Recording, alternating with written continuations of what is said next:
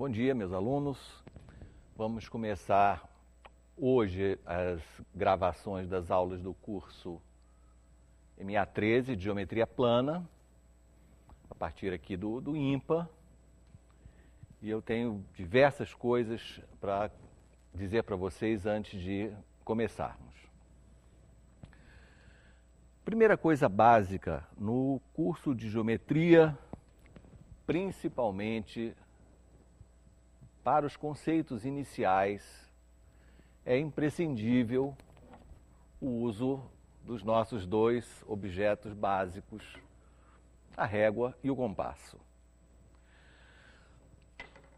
Eu sei que hoje em dia, nas escolas, a régua e o compasso são instrumentos um pouco em desuso, mas nós não devemos deixar que eles morram. Os problemas de geometria são essencialmente de três tipos. Um problema que pode pedir para você demonstrar algum fato, alguma propriedade. Um problema de calcular alguma coisa, uma distância, um ângulo, uma área. Ou então um problema é um problema de construção, onde se pede que construa algum objeto a partir de outros objetos dados. Então, a utilização da régua e do compasso nas aulas iniciais é imprescindível. E, evidentemente, com o passar do tempo, nós vamos nos dedicar mais aos cálculos e às demonstrações dos diversos fatos geométricos. Outra coisa que eu preciso dizer é sobre a notação em geometria. Em geometria não existe, assim, uma notação padrão universal. Há diferenças que dependem dos autores, das pessoas. E aqui no IMPA, na Sociedade Brasileira de Matemática, em diversas sociedades de matemática, a recomendação atual é usar a notação mais simples possível. Qualquer acréscimo de notação deve ser utilizado se este fato ajuda o entendimento.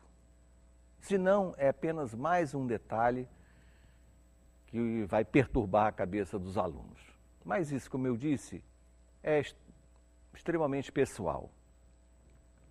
O material que nós vamos utilizar, ou seja, o material que vai nos seguir, ele utiliza uma notação, uma forma de escrever que não é exatamente igual à que eu uso. É importante lembrar que símbolos têm o significado que nós desejamos que eles tenham. Eles não têm um significado a priori. Então, se eu escrevo este símbolo, ele pode representar simplesmente a letra A, ele pode representar um ponto, um número real, uma matriz. Então, eu que tenho que dizer o significado dos símbolos que eu estou usando. Se eu acrescento uma outra letra, isto ainda não tem um significado próprio. Pode ser um produto de duas matrizes. Pode ser uma reta, pode ser um segmento de reta. Pode ser um arco de parábola. Então, para dar significado ao símbolo, o mais útil e simples é usar palavras. Então, eu escrevo reta AB. Não há o que discutir. Todo mundo entende o que eu estou falando e lendo através desse símbolo. Uma reta que passa pelos pontos A e B. Alguns autores, inclusive o autor do material que nos segue, ainda acrescenta uma dupla seta e que ele justifica dizendo que isso é para tornar evidente que a reta é infinita nos dois sentidos. Coisas como essa, eu prefiro colocar em evidência. Dizer antes, a reta é infinita nos dois sentidos. E dessa forma, posso usar uma notação mais simples, porque aquela recomendação já ficou colocada antes. E eu não preciso, então, repeti-la o tempo todo. Quando eu tenho um segmento de reta que mede 5 centímetros, aqui, nesta casa, escreve-se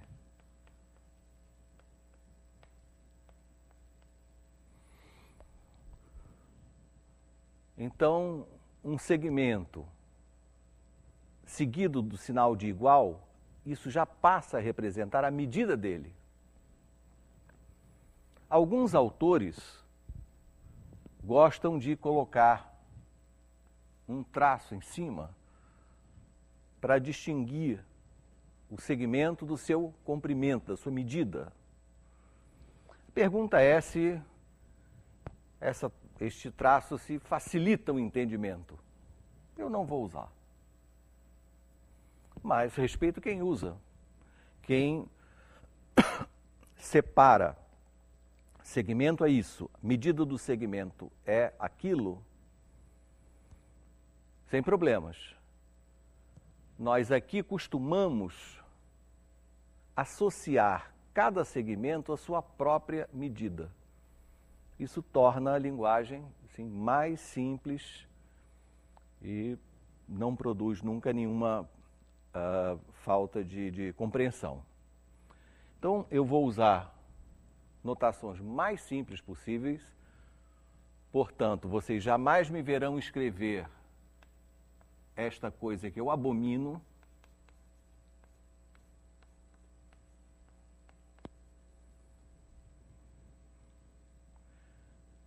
Jamais escreverei uma coisa dessa, mas admito que há pessoas que gostam e, portanto, podem e devem usar. Resumindo, cada um deve usar a notação que preferir, mais simples ou mais complicada, como quiser, porém seja coerente com ela. Aqui, das provas que vocês fizerem, vocês podem escrever na notação que desejarem, sendo coerentes e, portanto, sendo coerentes, nós vamos entender perfeitamente o que você quer dizer na solução de cada problema. Terceira coisa. Não cabe aqui, neste curso, esmiuçar demais os conceitos iniciais. Quanto mais queremos compreender a estrutura sobre a qual a geometria está construída, mais dúvidas aparecem, mais inseguranças surgem e mais percebemos que há coisas que não foram demonstradas como deveriam ter sido e demandamos um tempo enorme e o importante não segue bem. Eu vou adotar uma frase que um enorme matemático chamado Coxeter dizia para os seus alunos na primeira aula. Assim, meus amigos, todo mundo aqui sabe o que é um triângulo? Muito bem, então vamos trabalhar. Quer dizer, que ele queria dizer que não importa muito, nesta altura, ficar esmiuçando os significados dos axiomas, das definições do que é uma semirreta, o que é isso ou aquilo. Então, palavras como circunferência, arco, corda, raio, diâmetro, semirreta, segmento de reta, ângulo. Consideramos aqui que todo mundo sabe o que seja isso, ou mal ou bem, e consegue trabalhar com essas figuras razoavelmente. O material que nos segue perceberam que não é um material que eu vou seguir, não, o material que nos segue foi elaborado pelo professor Antônio Caminha, de Fortaleza, e tem todo um estilo próprio dele.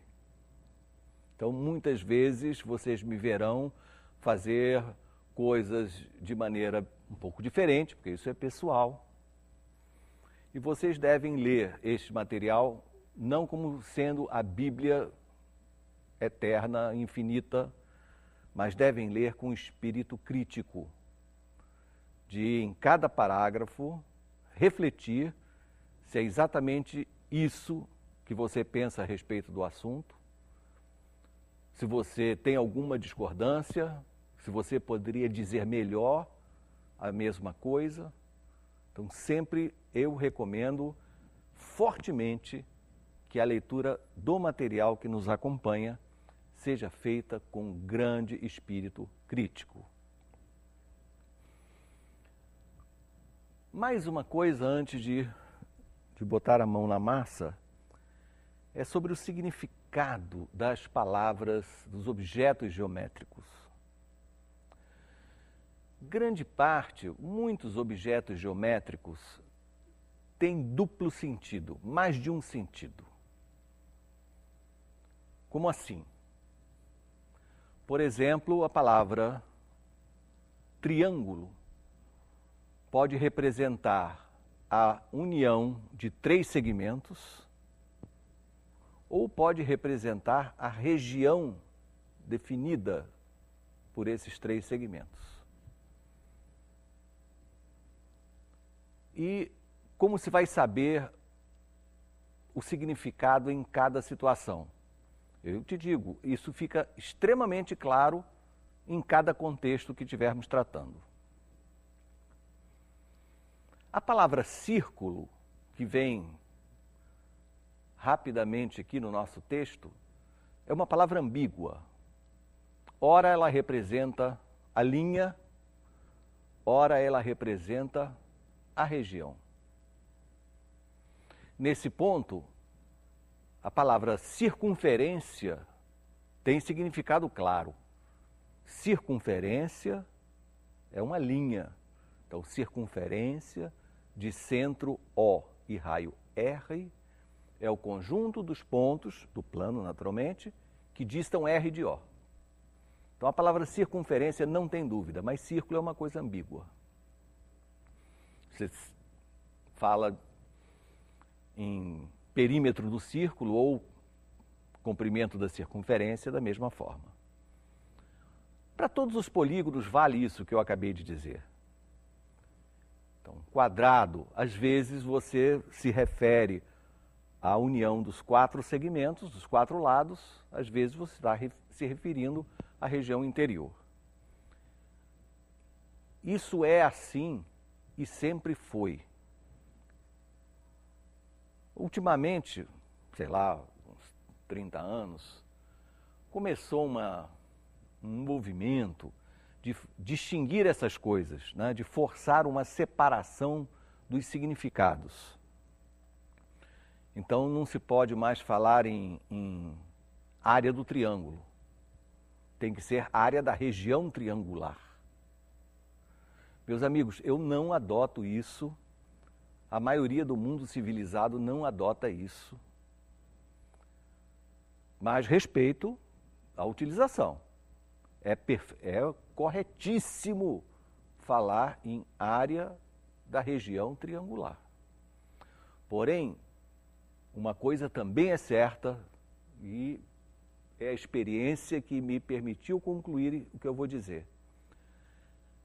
Quanto mais esmiuçamos uma definição ou uma frase, mais difícil é o entendimento e corremos o risco de sermos um pouco pedantes. Então, meus amigos, eu vou falar aqui e recomendo, eu vou falar em área do quadrado. Calcule a área do quadrado de lado 5. Eu não vou falar jamais em calcule a área da região limitada por um quadrado, enfim, nem sei como se fala isso direito. Região poligonal, não é verdade?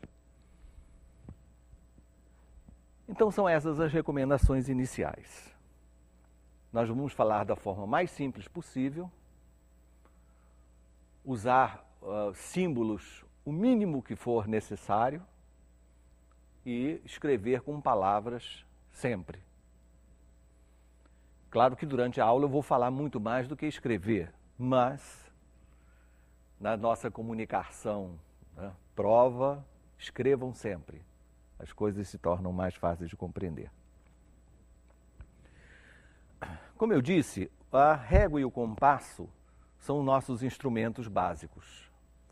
Régua não é essa que está aqui, não. Essa aqui tem uma graduação. É proibido usar a graduação. A régua é a régua pura, régua grega. Régua é um instrumento que serve para desenhar uma reta quando dois pontos são conhecidos. Então, se nós conhecemos dois pontos A e B, nós declaramos que nós conhecemos, aí entre aspas, não é? Conhecemos a reta que passa por eles. E a régua é um instrumento que permite visualizar um pedaço desse objeto infinito, né, chamado régua. Um outro instrumento que é certamente mais puro que a régua é o compasso. O compasso permite desenhar uma circunferência de centro dado e raio dado. Ele é o instrumento mais puro porque ele não depende de nenhuma mecânica para fazer na régua, né? Eu preciso de uma máquina para fazer o gume perfeito. Então, preciso de algo mecânico para construir um instrumento o mais próximo possível da perfeição, chamado régua. Para o compasso, eu não preciso máquina alguma, né? Duas hastes presas, fixas, e o compasso está pronto. Então, ali no quadro, régua e compasso, construir o triângulo ABC, conhecendo dois lados e o ângulo formado por eles. Então, construir significa desenhar. Ora, todo problema de construção geométrica passa por você imaginá-lo resolvido. Então, aqui, nesse canto que eu não posso escrever, por isso eu só vou fazer um rápido desenho, o que eu preciso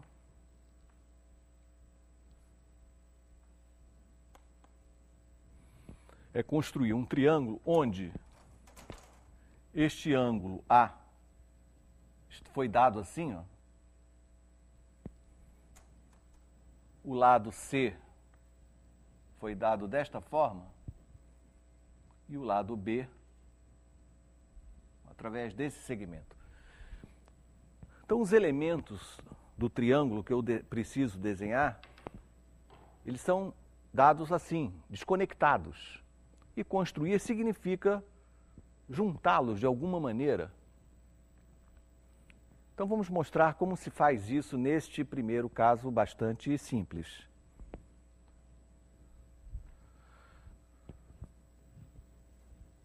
Desenhamos uma reta. Fato que eu estou desenhando uma reta horizontal é pura opção, podia ser qualquer reta. E sobre esta reta vou fixar já o meu ponto A.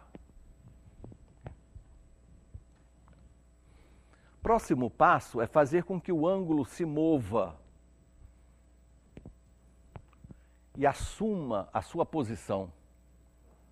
Como se faz isso? Vou mostrar aí durante as aulas, vocês vão perceber as justificativas que estão por trás do que eu vou mostrar. Fazemos com o compasso uma abertura qualquer. A ponta onde está essa agulha chama-se ponta seca. Ponta seca no ponto A desenhamos um arco cortando os lados do ângulo dado. Repare que foram obtidos dois pontos, P e Q, sem mudar a abertura do arco, com o mesmo compasso na mesma posição, ponta seca em A e um arco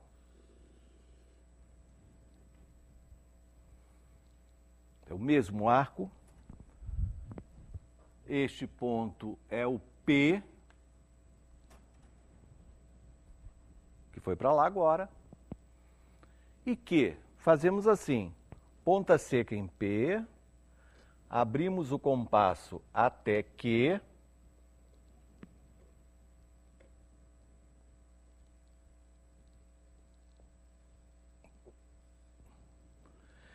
então o compasso agora ele está medindo, né, ele tem como raio a distância de P a Q. Então nós vamos transportar esta distância para cá. Centro em P, cortamos o arco anterior e obtemos Q.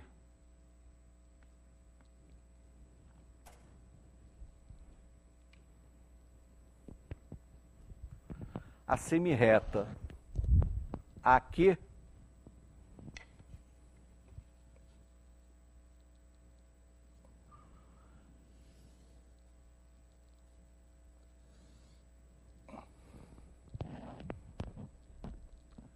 permitiu, então, fazer o transporte de um ângulo para uma outra posição. Então, este ângulo A é exatamente o mesmo que esse.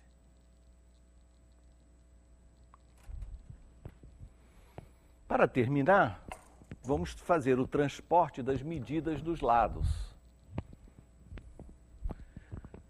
Isso jamais se faz com a régua, porque ela não tem graduação nenhuma. O transporte de segmentos é feito com o compasso. Então, agarre com o compasso o comprimento B, centro em A, corte a semirreta para obter o ponto C.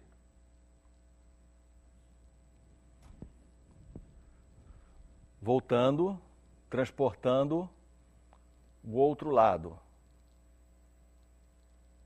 Agarre com o compasso a medida de C e centro em A.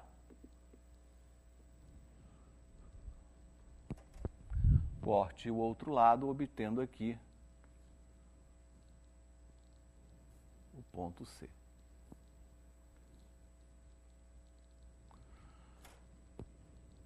Conversa terminada.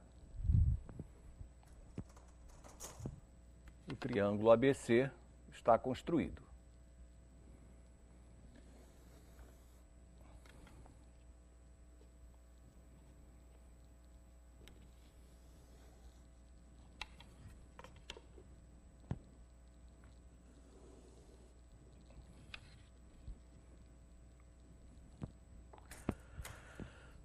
Muito bem. Então, o que vocês acabam de ver é uma construção geométrica. Construção de uma figura, no caso de um triângulo, a partir de 3 elementos que foram dados de forma desconectada. Recomendação. Na escola, é extremamente adequado e necessário que as crianças, a partir de uma certa idade, que não vou assim, definir, manipulem régua e compasso em situações simples como essa que está aí. É preciso que eles tenham alguma familiaridade desde cedo com régua, compasso, daqui a pouco com os quadros também, para o traçado de paralelas e perpendiculares.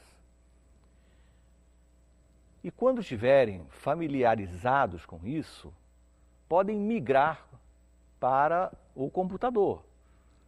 aqui também a régua e o compasso estará presente nas aulas iniciais e logo a seguir as mesmas construções serão feitas em um programa de geometria dinâmica. Mas a essência é a mesma. Trabalhar com os instrumentos milenares é importantíssimo e a essência, como eu disse, da construção estará presente mesmo que você use algo moderníssimo como um GeoGebra, por exemplo. Outra coisa, aqui falando mais objetivamente do nosso relacionamento, executar a construção como eu fiz não é nem o mais importante. O mais importante é descrever o processo.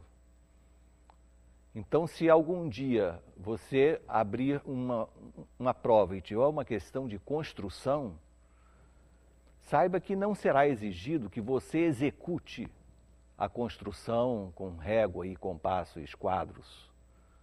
Construir significa dizer como se faz, como você faria. É uma coisa, portanto, abstrata. Então você vai redigir um texto com os procedimentos que você vai adotar. Então, inicialmente, desenhe uma reta, fixe sobre a reta um ponto A e assim por diante. Bom, então, já estamos assim combinados. Régua e compasso são nossos companheiros nessas primeiras aulas.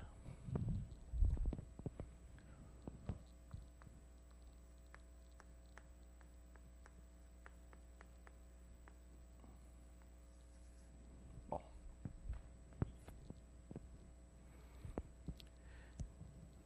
A primeira unidade fala rapidamente de polígonos.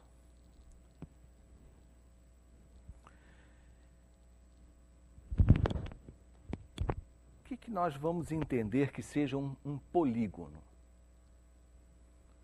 Eu vou aqui no rascunho, a câmera me acompanha, vou fazer aqui um desenho.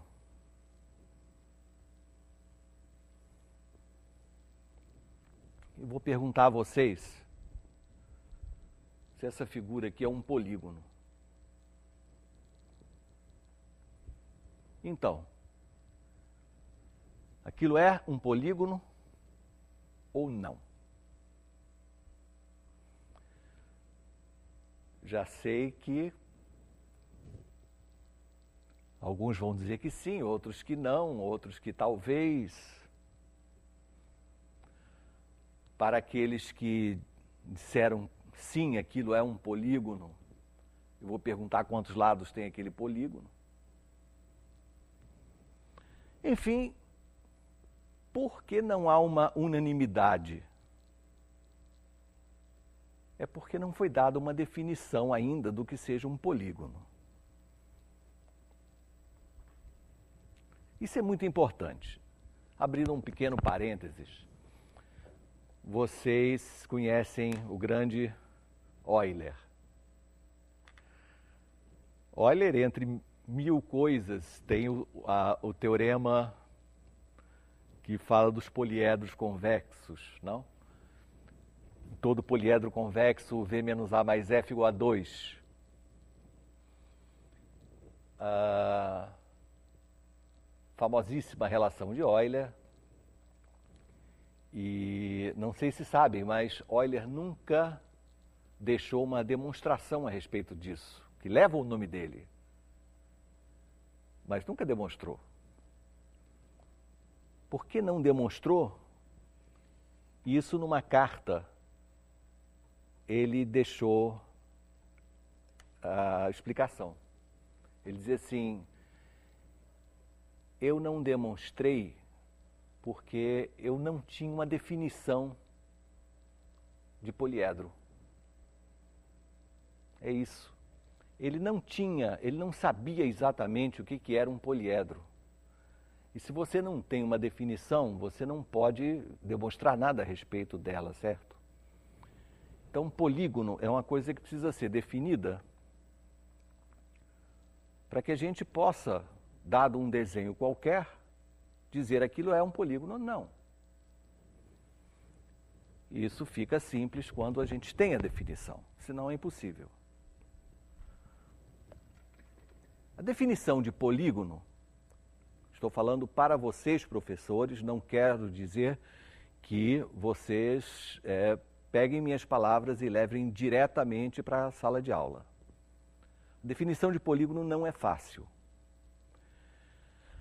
Assim como a definição de poliedro pode ser feita com generalidades diversas, polígono também há mais de uma definição possível.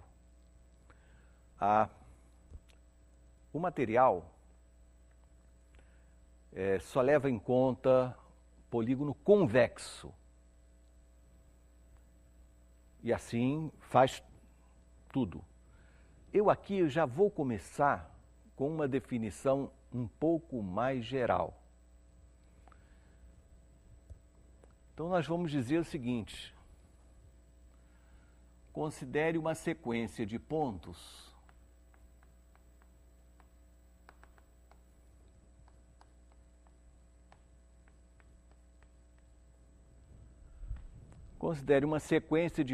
assim: A1, A2, A3, etc. AN, A1. Esse A1 no final é muito importante.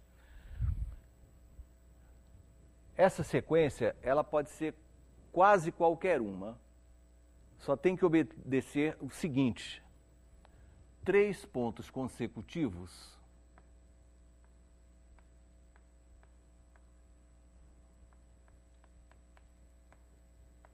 não são colineares.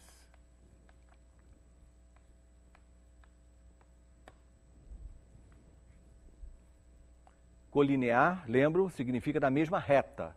Não é na mesma linha, não, na mesma reta. 3 consecutivos. A1, A2, A3 não estão na mesma reta. A2, A3, A4 não estão na mesma reta. Agora, é claro que é possível que o A15 esteja na mesma reta que A1, A2. Não há problema algum. 3 consecutivos não são colineares. Portanto, AN, A1, A2 não são colineares. Então, aquele A1 está só na sequência para torná-la cíclica, para dizer que o seguinte ao último é o primeiro. Combinado?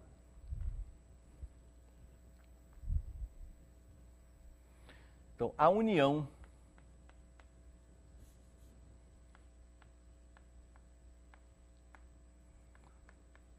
dos segmentos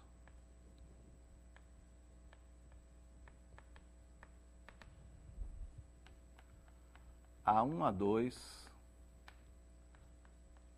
A2, A3, A3, A4,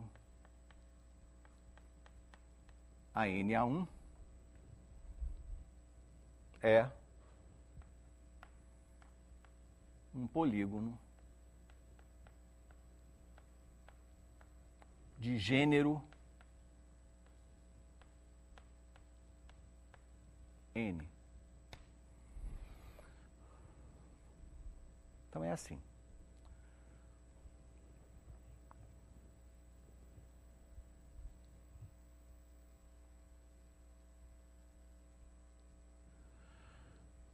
O polígono, então, na sua definição mais geral, ele não precisa, apesar que eu não falei ainda convexo, ele pode ser de qualquer jeito. O gênero do polígono, portanto, é o número de pontos, né? Esses pontos são chamados de vértices do polígono. Os segmentos A1, A2, A2, A3 consecutivos são os lados do polígono. Fica claro, então, que o número de vértices é o mesmo número de lados sempre, e esse número é o gênero do polígono.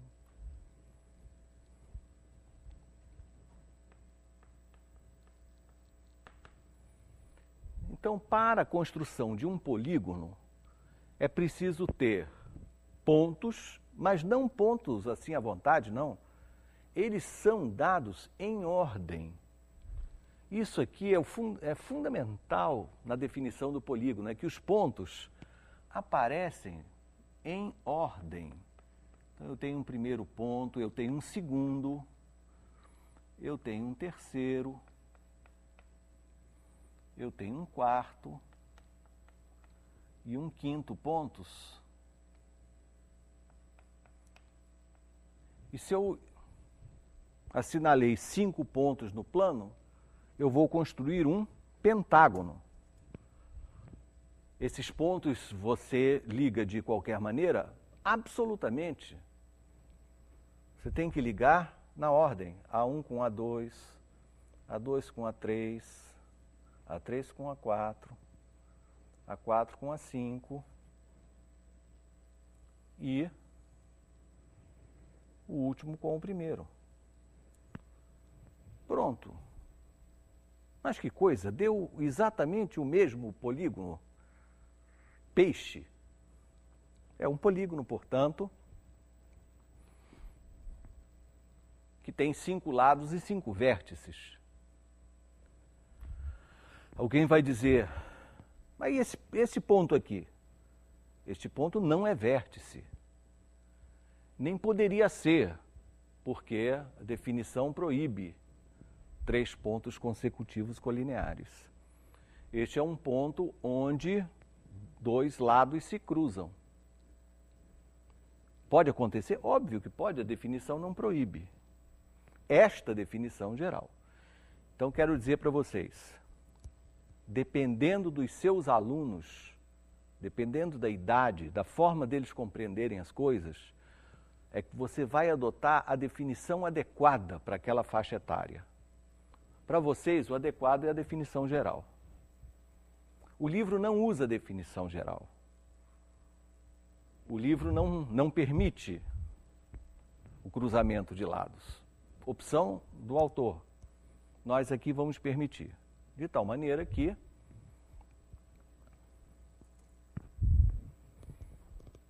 se nós fizéssemos uma figura como essa, figura conhecidíssima, não é? O pentagrama. Isso é um polígono? É claro que é um polígono. Quantos lados tem este polígono?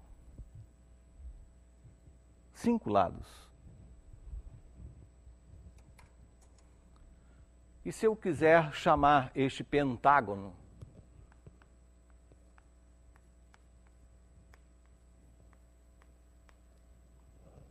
A, B, C, D, E. Frequentemente nós, no lugar de usar as letras com índices, usamos as letras do alfabeto, porque as letras do alfabeto já nos fornecem uma ordem natural.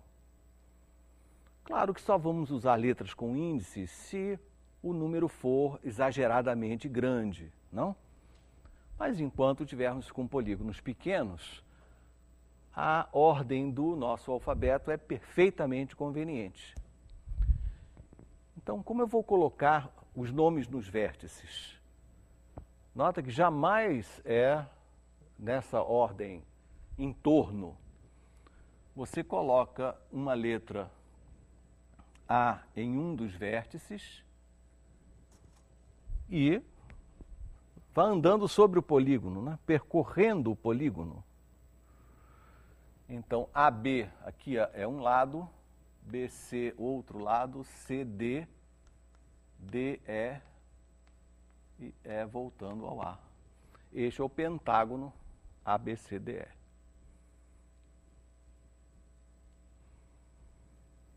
Bom, quando o polígono é convexo,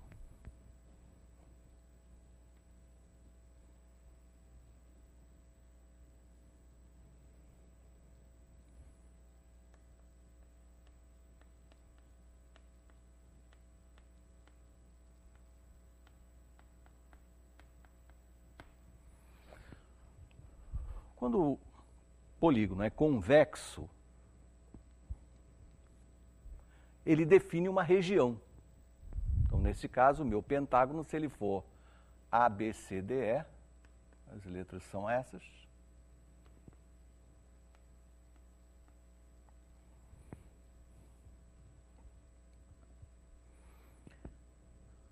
Mais ainda,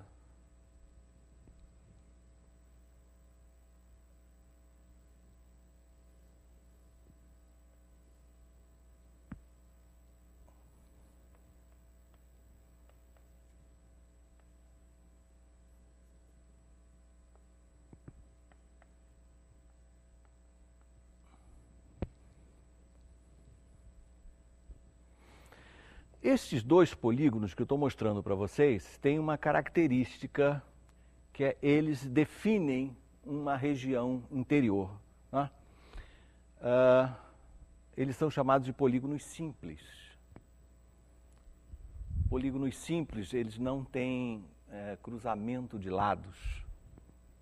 O polígono simples pode ser convexo ou não convexo. Os outros, quando lados começam a se cortar, aí não se fala em interior ou exterior. No nosso material, isso aqui vai ser utilizado sempre. Aqui nós podemos calcular a soma dos ângulos internos, a soma dos ângulos externos. Não se fala, não é conveniente falar em ângulos externos no caso da figura, mesmo simples, que não seja convexa. Então, esse é o polígono mais fácil de trabalhar. De qualquer maneira, o conceito de diagonal, este sim, ele é completamente geral. Diagonal é qualquer segmento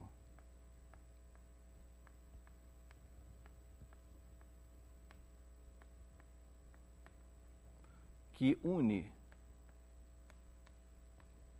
dois vértices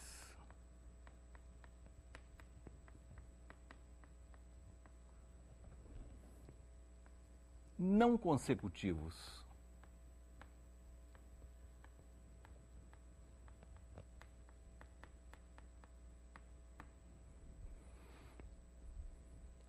A definição de diagonal não depende, portanto, do aspecto do polígono.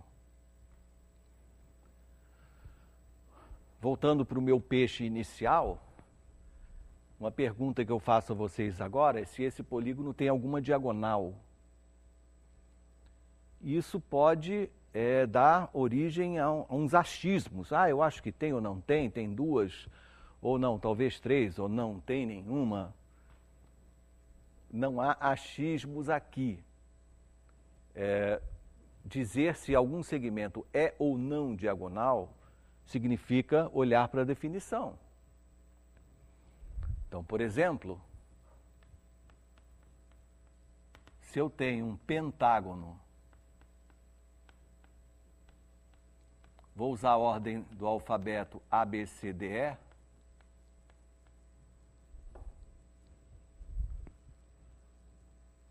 então os vértices consecutivos são A, em seguida B, C, em seguida D, E e finalmente A de novo. Então, cada vez que eu ligo dois desses vértices que não estejam nessa ordem, isso chama-se uma diagonal. Então, não importa qual é a figura, mas se um pentágono se chama ABCDE, obrigatoriamente as suas diagonais são AC, porque A e C não são consecutivos, AD, porque A e D não são consecutivos, AE, não. A e E são consecutivos, porque depois do E vem o A de novo, né? Então, rapidamente apagamos. BD, BE e CE.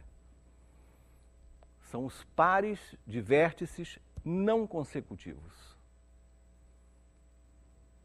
Muito bem. Se é assim,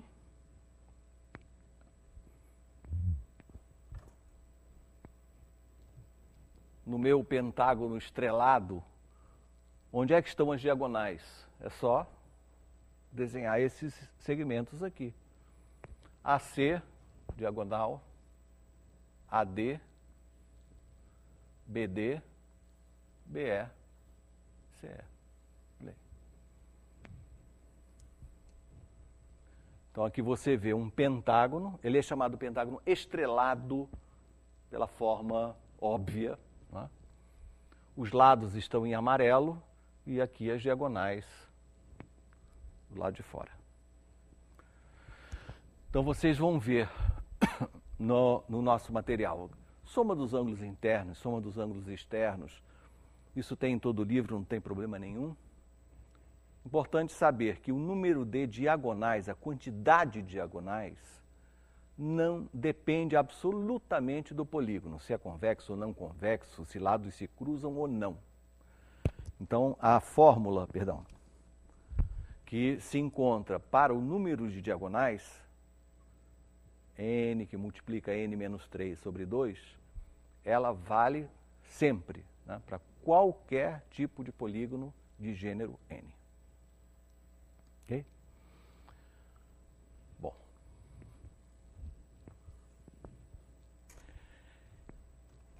Próximo passo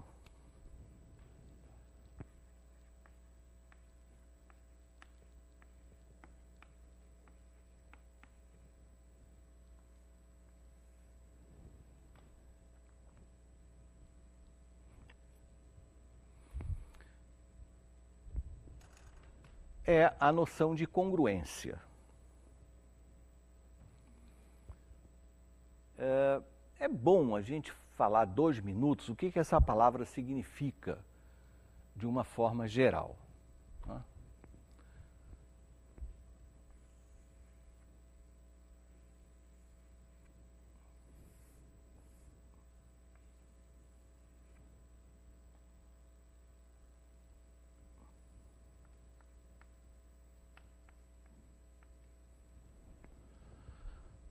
Imagine 2 figuras,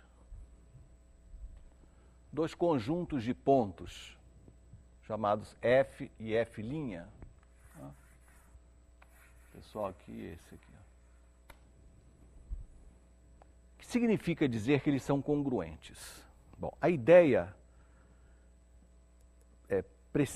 primordial é a seguinte: 2 figuras são congruentes se eu puder recortar essa figura no papel e movê-la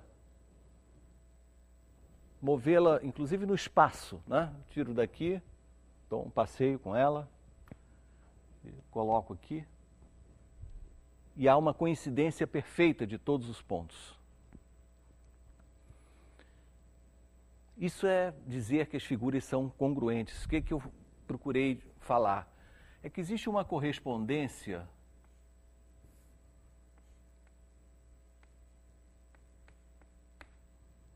de pontos de uma com pontos da outra, uma correspondência biunívoca.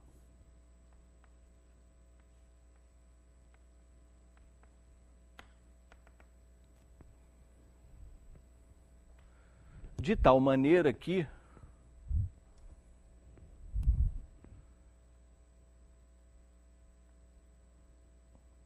dados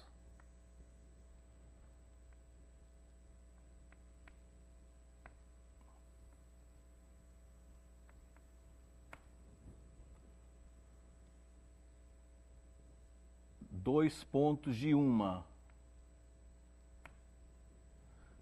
e os seus correspondentes na outra,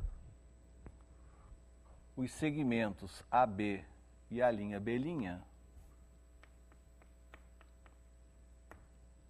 têm a mesma medida.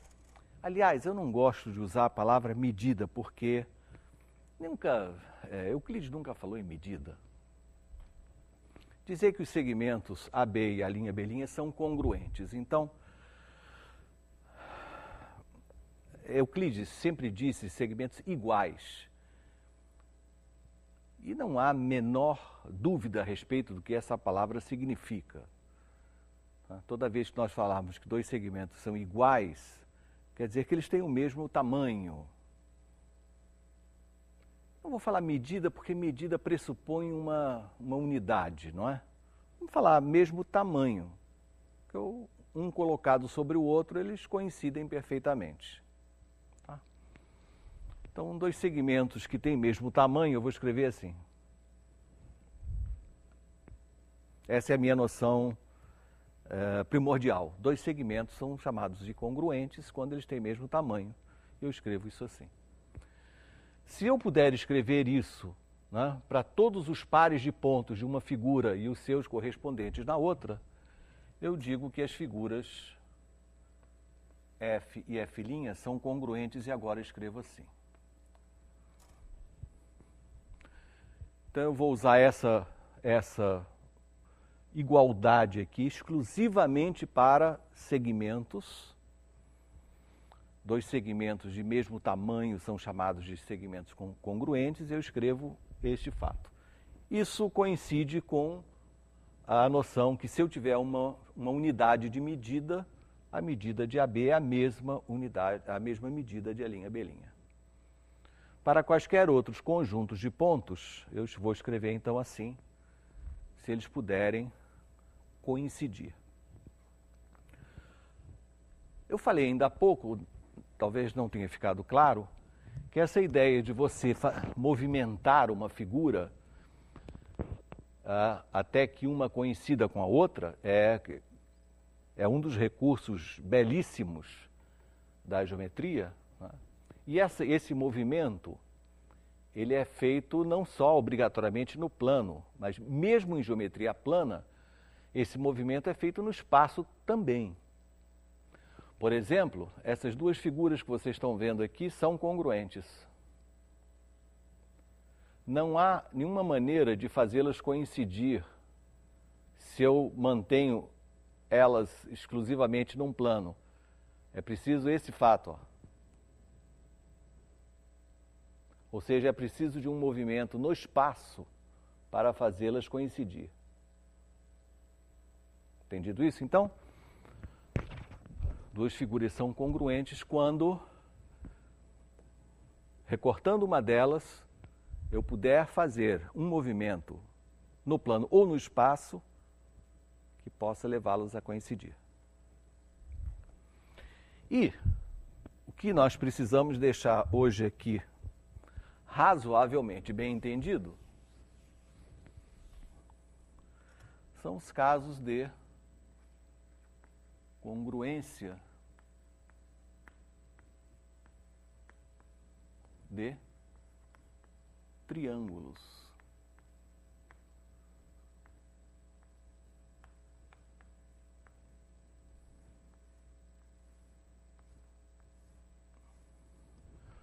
O triângulo é o nosso polígono mais simples. Então, ele é a base para todo o resto. É preciso entender bem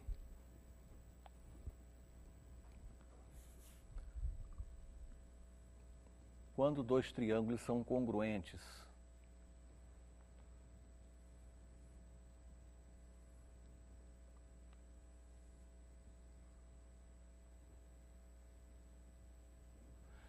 Então, vamos imaginar aqui dois triângulos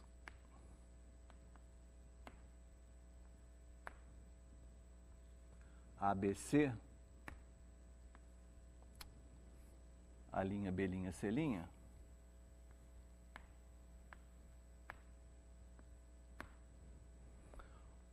Pois muito bem.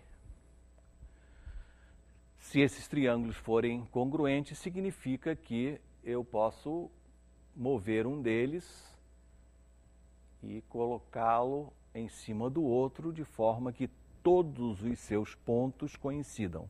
Ou seja,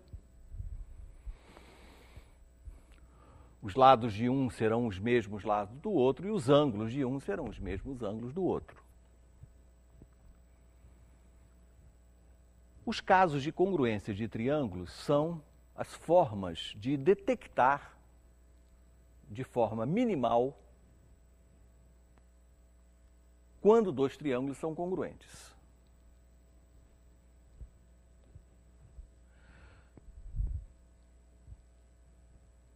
No nosso material, esses casos são apresentados como axiomas, ou seja, eles são colocados sem demonstração. Isso é uma opção que muitos fazem, muitos fazem.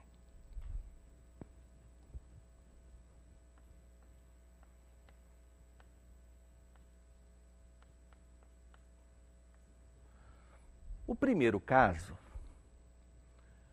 é o caso LAL, que significa lado, ângulo, lado. Isso significa, por exemplo, que se eu tiver B do mesmo tamanho de belinha, C igual a C'linha, e ainda o ângulo entre eles, A e A', o mesmo.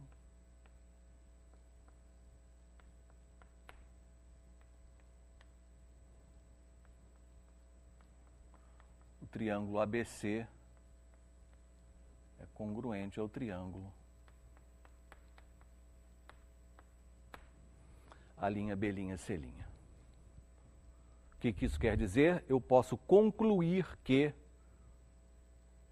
o lado A é igual ao lado A', o ângulo B é igual ao ângulo B' e C é igual a C'.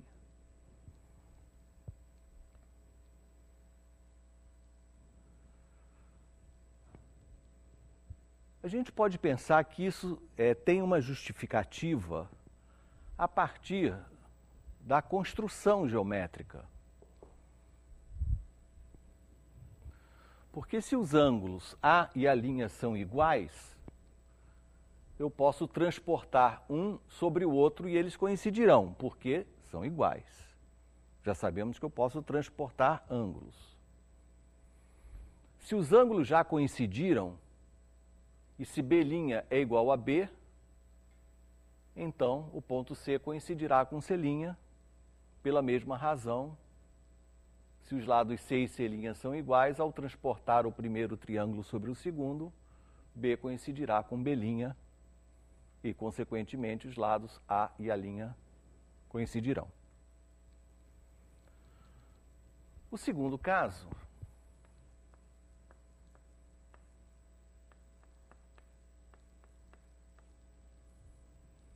que é o caso ângulo, lado, ângulo, é o caso em que nós temos, por exemplo, o lado A igual ao lado A', o ângulo B igual ao ângulo B' e o ângulo C igual ao ângulo C'. Conclusão, a mesma. Os triângulos são congruentes. Conclusão, então, do segundo caso, o ângulo A é o mesmo ângulo A', os lados C e C' são iguais, B e B' também são. O terceiro caso, LLL, é simplesmente o caso em que nós reconhecemos, em alguma situação, que os lados A e A' são iguais, B e B' são iguais, C e C' são iguais. Conclusão.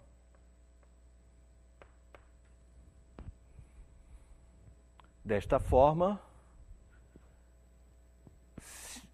se os triângulos são congruentes, eu também concluo que os ângulos dos dois triângulos são os mesmos.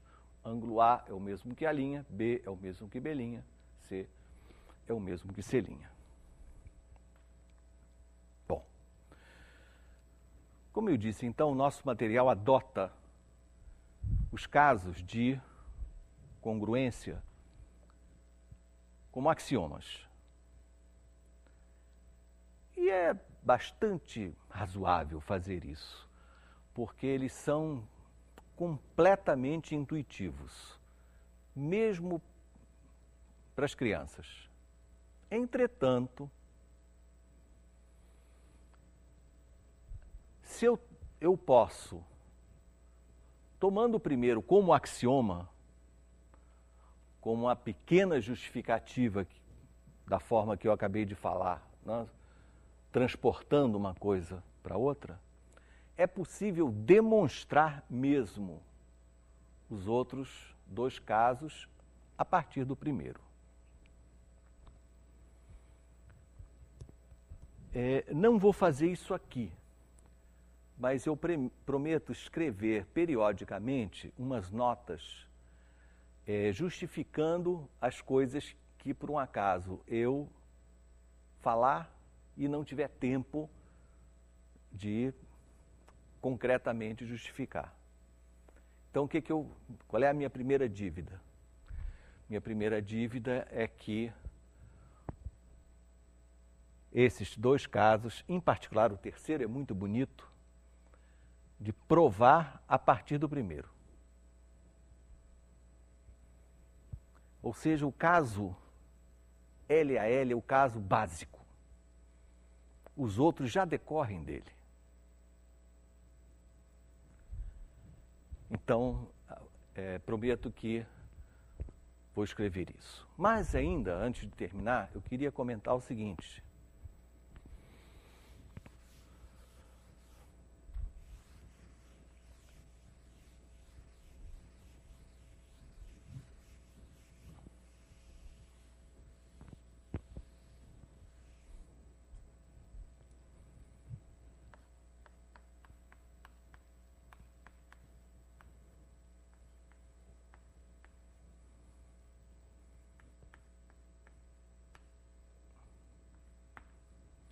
Existe o caso ALL?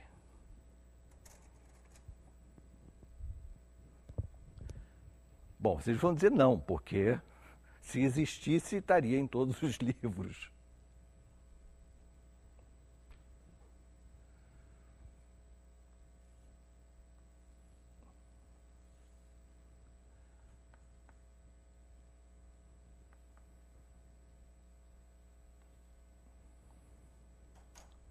Vamos imaginar o seguinte. Imagina que você conheça este ângulo A,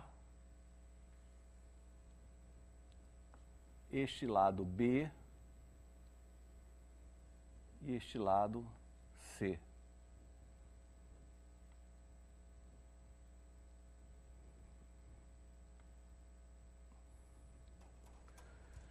Então, vou passar por uma experiência de construir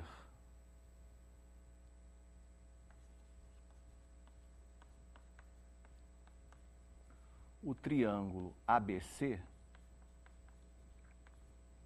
dados A, B e C. Ângulo A, lado B, lado C. A, L, L. Em outras palavras, eu estou perguntando se esses três elementos, um ângulo e os dois lados seguintes, se eles definem um triângulo, um único triângulo. Lembra do meu primeiro exemplo? Quando eu falo assim, quer dizer, foi dado um ângulo A lá num canto, que não tem nada a ver com a sua medida em graus, tá? Foi dado concretamente um ângulo. Foram dados os segmentos B e C explicitamente, tá? Independente de unidade de medida. Os segmentos foram dados mesmo. Bom, Então eu vou tentar fazer essa construção aqui junto com vocês.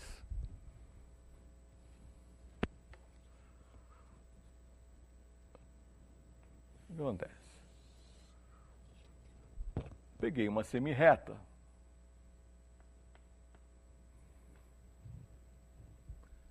Desenhei, marquei o ponto A como sendo a origem da semirreta. Já estou marcando esse ponto, certo? Bem, esse ângulo é dado. Então, para não fazer de novo, finge que eu peguei o ângulo lá longe, transportei ele para cá.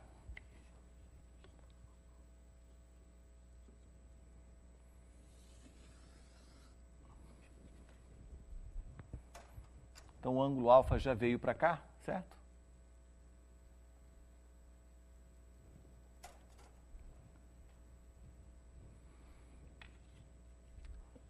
Em seguida, esse segmento B é dado.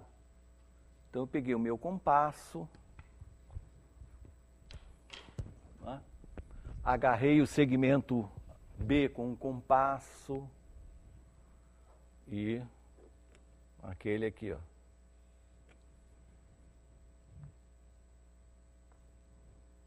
Esse é o vértice C, já está aqui, ó. Esse é o lado B. Em seguida, o que eu tenho que fazer? Eu tenho que encaixar o lado C por aqui, certo? O que eu vou fazer? Eu tenho esse lado C lá longe, agarro o C com o compasso,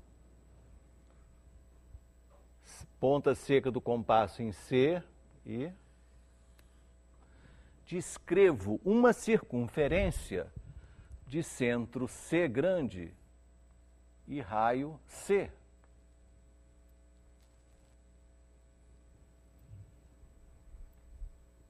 Exato? Essa circunferência pode cortar a semirreta de cima em 2 pontos, como ocorreu aqui por um acaso. Ela podia ser tangente ou podia simplesmente não cortar nada. Mas, nesse caso, eu obtive 2 possibilidades para o vértice B.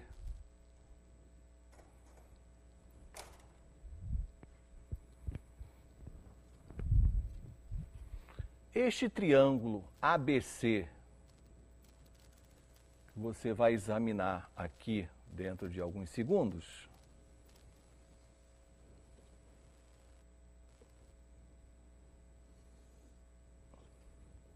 esse, ó. Este triângulo ABC, que aqui você vê, tem os elementos dados.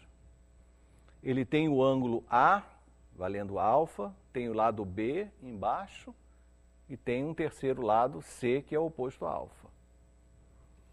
Porém,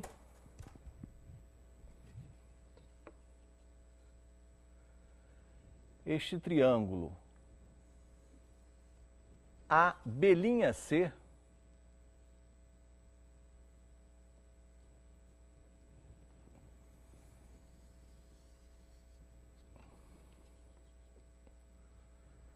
tentar fazer aqui assim. O triângulo que está mais ou menos em vermelho, ABC, também tem exatamente os mesmos elementos dados. Ele tem o ângulo A, alfa, ele tem o lado B aqui embaixo e o terceiro lado também é C. Isso quer dizer que, dados um ângulo e 2 lados a seguir, não fica determinado um único triângulo. Há 2 triângulos possíveis. Então, ALL não garante uma congruência. 2 triângulos que tenham exatamente esses 3 elementos podem ser congruentes, mas pode ser que não sejam. Quer dizer, não é garantido que sejam congruentes. Por isso, a ALL não é uma congruência. Entretanto,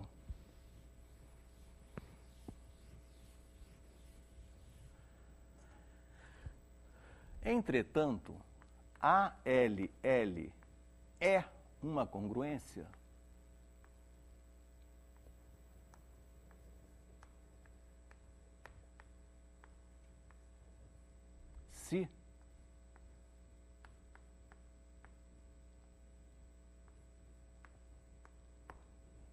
Se o ângulo for de 90 graus ou maior. Então, existe sim o caso ALL com um ângulo maior que 90 graus. E aí fica fácil de entender este fato.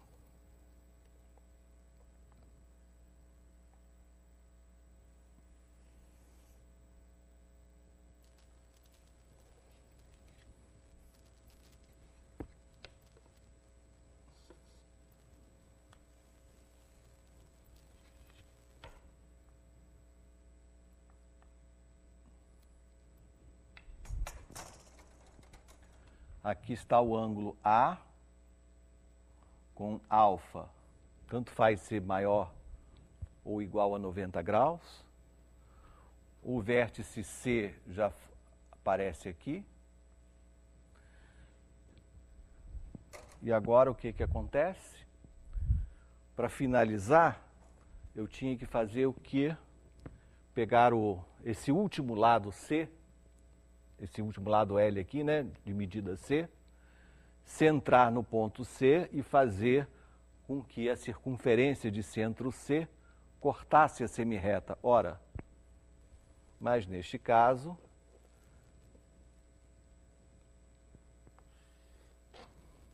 a circunferência de centro C e raio C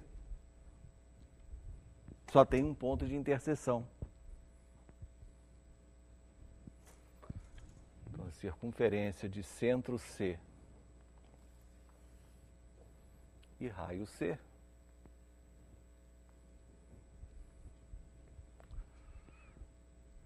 só me dá um único ponto B.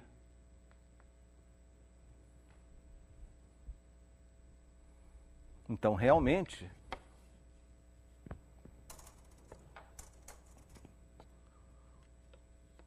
o triângulo ABC é único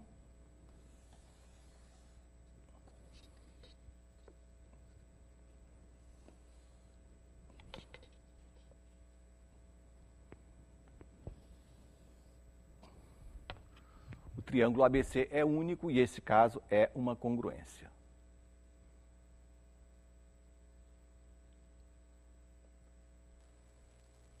Uma outra forma de obter congruências um pouco diferente dos casos clássicos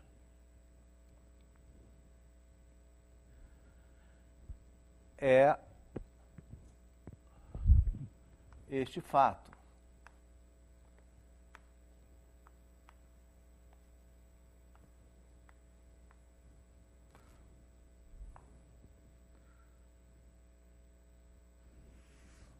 Vamos escrever assim: A L1, L2 é uma congruência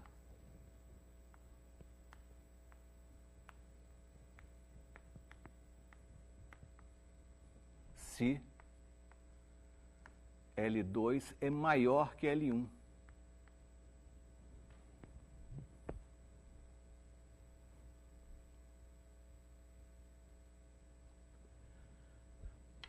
Vejam.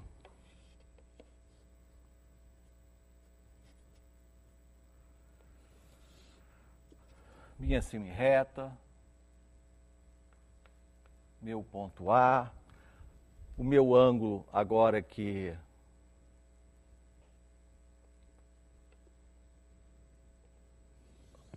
é qualquer coisa, meu ponto C. Aqui está este lado L1.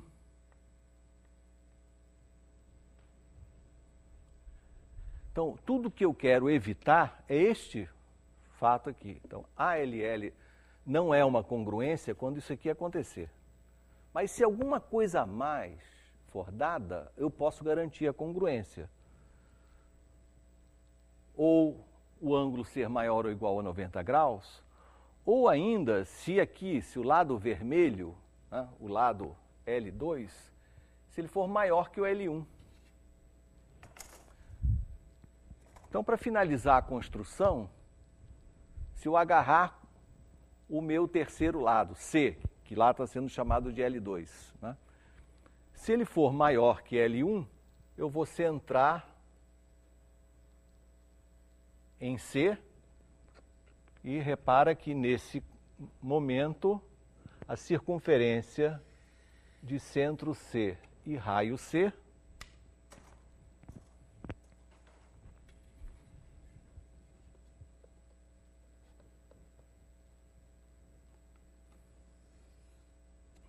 a circunferência de centro C e raio C, que é o L2,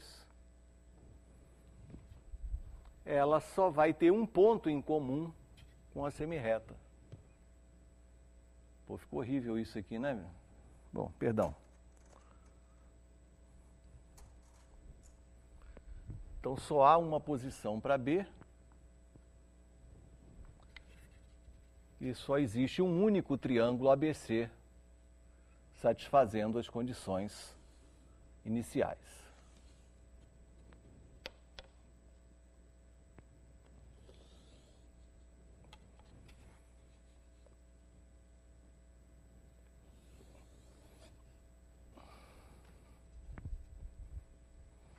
Então a resposta é: existe o caso ALL? A resposta para essa pergunta é não.